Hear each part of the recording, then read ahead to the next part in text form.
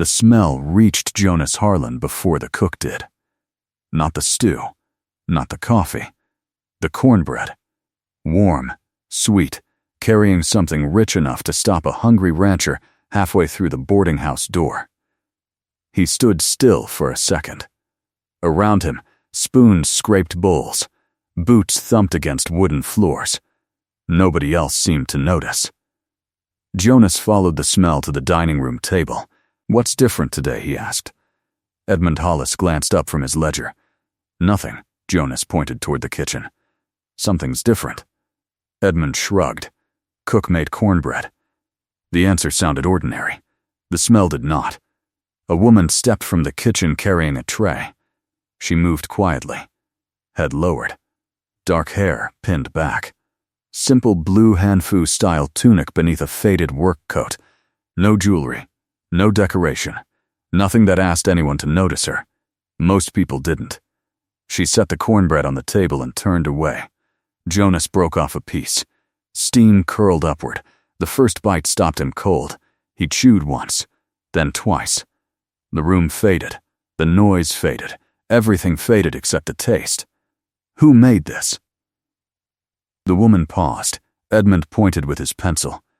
Jonas stared. The cook looked surprised he was speaking to her at all. "You made this?" She nodded. "Yes, sir, it's the best cornbread I've ever eaten." A strange look crossed her face. Not pride, not embarrassment. Something smaller, something quickly hidden. "Thank you." Then she disappeared into the kitchen. The room returned. Conversations resumed. Nobody cared. Nobody even looked after her. Jonas sat down slowly. For reasons he couldn't explain, that bothered him. A lot. The next morning he found himself thinking about her again. That annoyed him. He had cattle to move. Fence repairs waiting. A ranch that demanded attention every waking hour.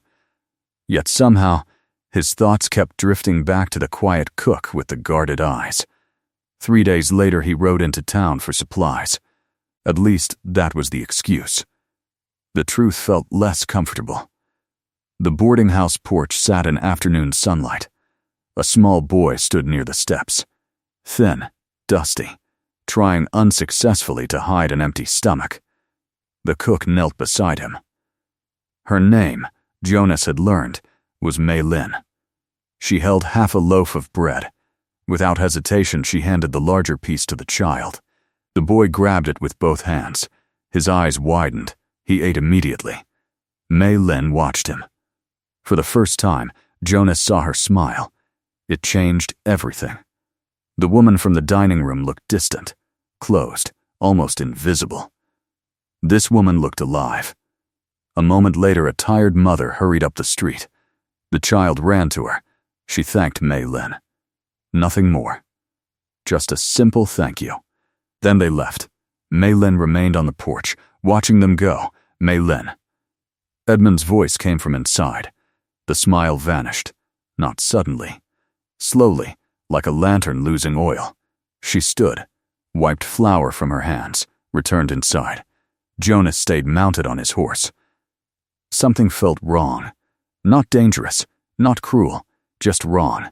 Like a person carrying a heavy sack so long they forgot it was there. That week the town prepared for the harvest festival. Colorful banners stretched between buildings. Children chased one another through dusty streets. Fiddle players practiced outside the saloon. Everyone seemed excited. Everyone except Mei Lin. Jonas noticed, because he had started looking. More than once. More often than he cared to admit. Old Mrs. Vane certainly noticed. She sat outside the mercantile watching everything, including him. "That's your third meal at the boarding house this week." Jonas adjusted his hat. "I like the stew." "Mrs." Vane laughed so hard she nearly dropped her knitting. "No, you don't." Jonas left before she could say more. The festival arrived beneath bright autumn skies. Food tables stretched across the square. Music floated through warm evening air. Families crowded every corner. Mei Lin worked harder than anyone, carrying trays, serving plates, refilling drinks, cleaning spills, while everyone else celebrated. Jonas watched from the edge of the crowd. The unfairness irritated him. Finally, he crossed the square. Mei Lin. She turned. "What can I get you?" "A dance." She blinked, certain she had heard wrong. What? A dance? Around them people laughed. Music swelled. Lantern light flickered. Mei Lin glanced toward Edmund. The boarding house owner stood near a drink table. Watching, he gave a small nod. Nothing more. Mei Lin slowly untied her apron, folded it carefully, placed it aside, then accepted Jonas's hand. At first she moved cautiously, watching every step, keeping distance between them, the way a person might approach a strange horse. But the second song began. Something changed. Her shoulders loosened, her movements softened, and suddenly there it was again. That smile, the real one. Jonas found himself staring.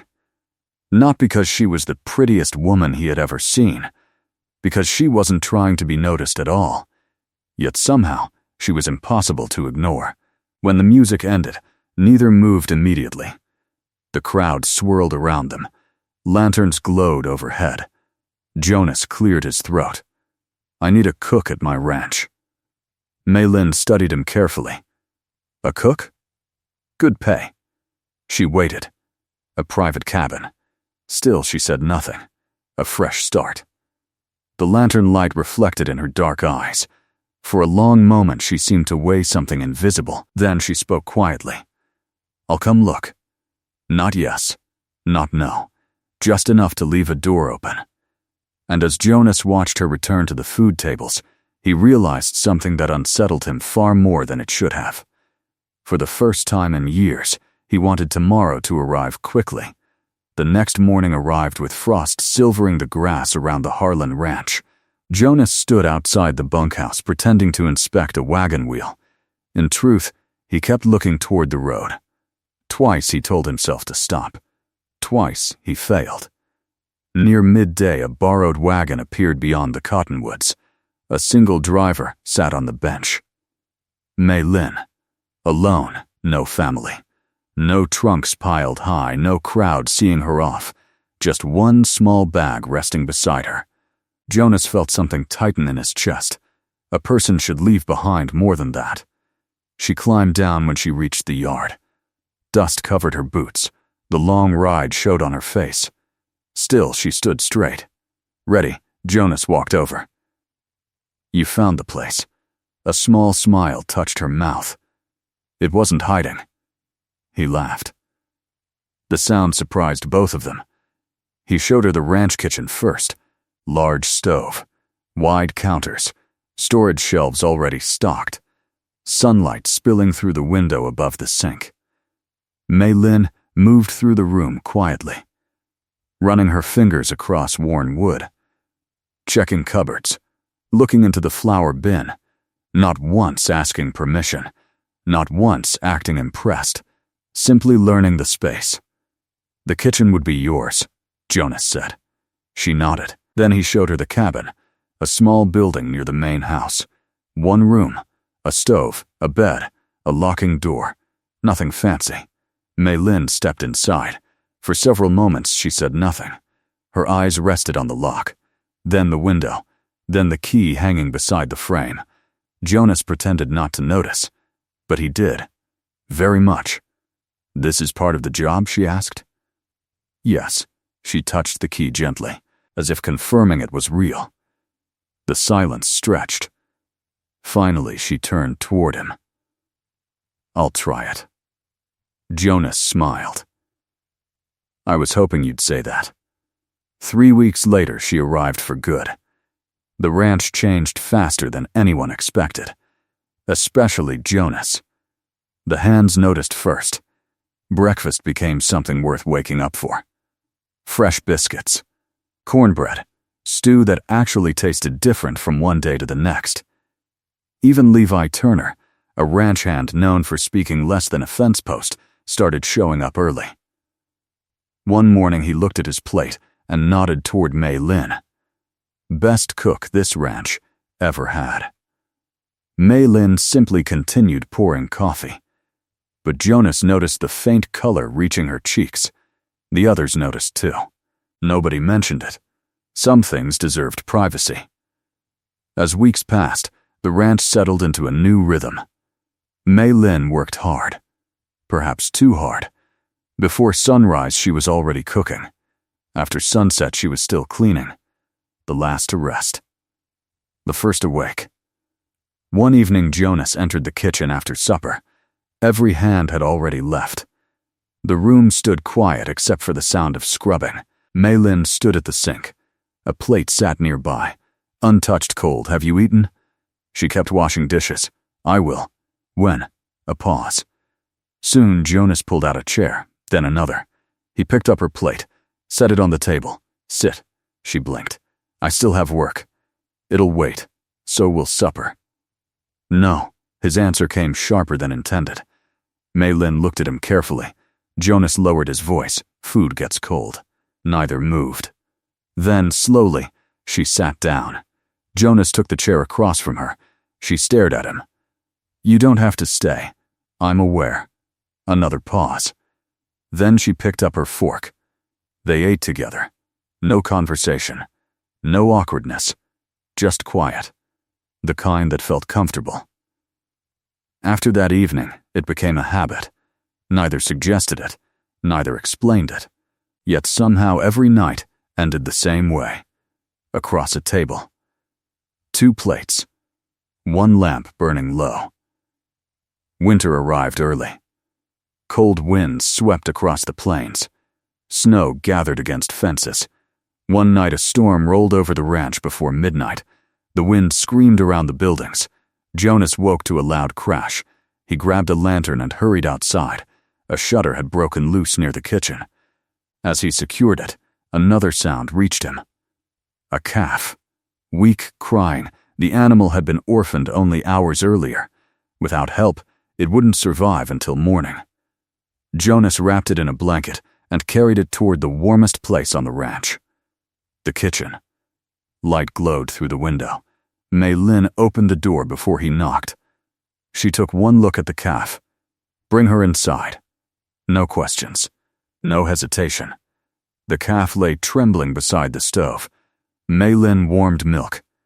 Fed it carefully. Spoke softly in Chinese. Words Jonas didn't understand. Yet the sound seemed to calm the animal. Hours passed. The storm continued. Neither noticed. Near dawn, the calf finally settled. Exhausted, sleeping, Mei Lin sat on the floor beside it. Hair loose around her shoulders. Hands wrapped around a mug of coffee. Jonas draped a blanket over her. She looked up. For a second, neither spoke. The fire crackled. Snow tapped against the windows. The sleeping calf breathed slowly. And something shifted. Not suddenly. Not dramatically. Simply enough that both felt it. Then came a knock. Hard, urgent, the ranch dog barked immediately. Jonas rose. Nobody visited before sunrise, especially during a storm. Another knock shook the door, louder this time. Mei Lin stood as well. Jonas opened the door. A rider staggered inside. Snow covered his coat. Blood streaked one sleeve. His horse stood trembling outside. The man's eyes found Jonas immediately. You need to come. Jonas frowned. Where? The rider swallowed hard. The county orphanage. Mei Lin froze. Every bit of color drained from her face. The rider looked at her. Then back to Jonas. It's burning. The room went silent. Only the storm remained. And before either of them could speak, the rider added 4 words that changed everything. Children are still inside. The ride to the orphanage felt endless. Snow lashed their faces. Wind pushed against the horses. Jonas rode hard. Mei Lin rode harder. The orphanage appeared through the storm just after sunrise. Smoke twisted into the gray sky. One corner of the roof had collapsed. Men hauled buckets from a frozen well. Women carried blankets. Children huddled together in the snow. The fire itself was nearly beaten back. But the damage had already been done. Mei Lin jumped from her horse before it stopped moving. Her boots hit the ground running. She pushed through the crowd, searching faces, counting, looking again. An elderly woman hurried toward her. Mei Lin. The woman grabbed both her hands.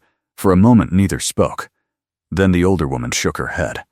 Most are safe. Most. The word landed heavily. Mei Lin immediately understood. Who? The woman looked away. Thomas, a small boy, 7 years old. One of the youngest children. The kind who followed older kids everywhere. The kind who always asked for second helpings. Mei Lin closed her eyes. Just once. When they opened again, she was already moving. Toward the damaged building. Jonas followed. Inside, smoke still lingered. Charred beams crossed the floor. Broken furniture lay scattered. Workers picked through the wreckage. A sheriff removed his hat as they approached. His face revealed the answer before he spoke. Thomas would not be coming home. The room stayed silent. No tears came. No cries. Mei Lin simply stood there, one hand resting against a blackened wall. Very still. Very quiet. Jonas remained beside her. Not speaking. Not reaching for her, just staying. After a long while, she whispered something in Chinese. The words were soft, almost lost beneath the wind outside. Then she turned away. Work remained, and children still needed help. For 3 days they stayed at the orphanage, repairing damage, cooking meals, carrying lumber, comforting frightened children. Mei Lin barely slept. Every morning Jonas found her already working. Every night she remained the last person awake. On the 3rd evening he discovered her sitting alone behind the garden shed. Snow covered the ground. The cold bit hard. Yet she sat there without moving. Jonas approached quietly. She looked up. Neither spoke for a moment. Then she surprised him. When I was 12, I arrived here with nothing. Her voice stayed low. The first night I cried because I was hungry. Jonas listened. The next morning Thomas shared his breakfast with me. A small smile appeared. Gone almost immediately. He was only 4. The wind stirred loose snow across the ground. Mei Lin looked toward the orphanage windows. Light glowed warmly inside. He remembered kindness before most people learn it. Jonas sat beside her. Close enough, not touching. You gave that kindness back. She stared ahead. For a while. The answer lingered between them. Jonas shook his head. No. She looked at him. You gave it every day. The words settled quietly. Mei Lin lowered her gaze. For several seconds she said nothing. Then her shoulders loosened. Just a little. When they returned to the ranch, winter had settled fully across the valley. Life resumed, at least on the surface. But something had changed. The evenings by the kitchen lamp grew longer. The conversations deeper. The silences easier. One night snow drifted beyond the windows while the rest of the ranch slept. Jonas sat across from Mei Lin at the table. The familiar second chair. The familiar lamp. The familiar feeling of not wanting the evening to end. He looked down at his coffee. Then, at her. This ranch worked before you came. Mei Lin raised an eyebrow. That's a strange thing to say. It's true. She waited. Jonas took a breath. The house worked. Another breath. The cattle worked. His eyes met hers. I worked. The kitchen felt very still. But now, he said softly, when you're gone, none of it feels right. Mei Lin looked at him for a long time. The lamplight reflected in her dark eyes. Outside, snow tapped gently against the glass. Inside, neither moved. Finally, Jonas stood, walked around the table, and knelt beside her chair. No speeches, no rehearsed words, just honesty. I don't need a cook. Mei Lin's hands tightened around the edge of the table. I need you. Silence, then one more sentence. Marry me. The clock ticked softly on the wall. Neither looked away. At last Mei Lin smiled. The same smile he had first seen on that boarding house porch. The one few people ever noticed. The one he would recognize anywhere. "You asked me to try the ranch." Jonas nodded. She reached for his hand. "It suits me." His laugh escaped before he could stop it. A second later, hers joined it, and together they sat there while snow covered the world outside. The wedding happened in early spring, small, exactly as Mei Lin wanted. Until half the town showed up anyway. Children from the orphanage arrived in borrowed wagons. Edmund Hollis came carrying 3 pans of cornbread. Mrs. Vane cried openly through the entire ceremony. Nobody believed her excuses afterward. Years passed. The ranch grew. The family grew. Laughter filled rooms that had once sat quiet.